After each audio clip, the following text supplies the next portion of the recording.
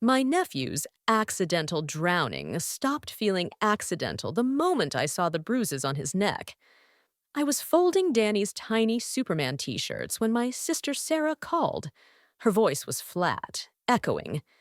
Danny's in the hospital. He nearly drowned at the lake. They don't know if he'll wake up.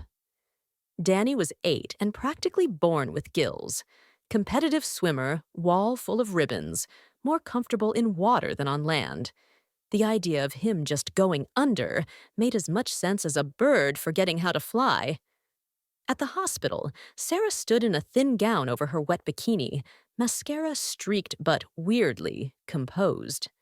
Not the way I'd expect from the woman who once needed Valium over a broken wrist. This was a different kind of fear.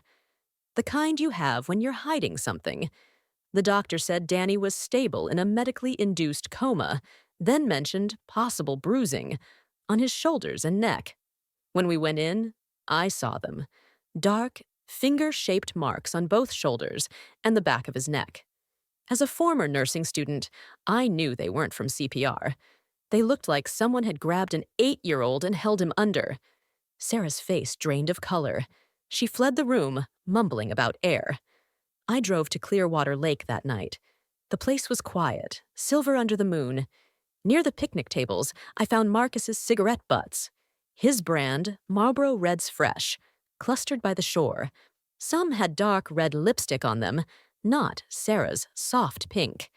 In the sand, half buried, I found Danny's prescription shark goggles. He never swam without them.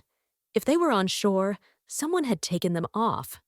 The next morning, I called Pizza Hut, where Marcus had to rush to work during the accident. His manager casually told me Marcus hadn't worked in days. He'd called in sick. That lie snapped everything into place. At the diner, I confronted Sarah. At first, she denied, then broke. She said Danny had become terrified of Marcus. That morning, he'd broken one of Marcus's beer bottles, and Marcus had ranted about learning real consequences and what fear feels like. A few days earlier, she'd caught him looking up Danny's $200,000 life insurance policy on her computer. He'd brushed it off as financial planning. Sarah insisted the police would never believe her over Marcus's charm and her own record of anxiety. So we made a different plan. Get him to confess on tape. That night, I hid in her bedroom closet with my phone recording while she invited him over. Marcus arrived relaxed, carrying Chinese food and cheap wine, asking casually about our little swimmer. When Sarah mentioned the bruises and that she knew he hadn't been at work, his mask slipped. She showed him the photo of his cigarettes at the lake. Silence stretched. Then his voice changed. Cold, flat. "You really want to know what happened?" he said. He described waiting for her to go to the bathroom, swimming out behind Danny, grabbing his shoulders and forcing him under for a few seconds to teach him respect. When Danny fought harder than expected, he held him longer. Then he swam back to shore, hid in the trees, and watched, fully intending it to look like a tragic accident. The only thing he hadn't planned on was Danny surviving. I had everything on video. When Sarah said she was calling the police, Marcus grabbed her, threatened to tell authorities she had been abusing Danny, that he'd be the concerned stepfather trying to protect the child. That's when I burst from the closet, phone still recording, and told him the cops would love his little monologue. He lunged for me. He got his hands around my throat, but I'd been taking self-defense classes since my divorce.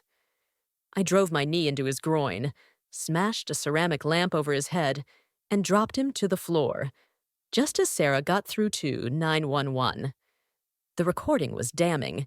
He was arrested for attempted murder, aggravated assault on a minor, child endangerment, and more. At trial, we learned he had a pattern: restraining orders from other women with kids, prior investigations that never stuck. He was a predator who hunted single moms and their children. Marcus got 25 years in prison without parole. 3 days after the attack, Danny woke up and asked, "Is Marcus coming back to hurt me?" "No," I told him. "Never."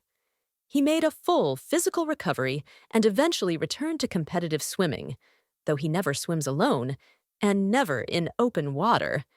I sold my apartment and moved into the house next door, becoming the guard dog aunt I should have been sooner.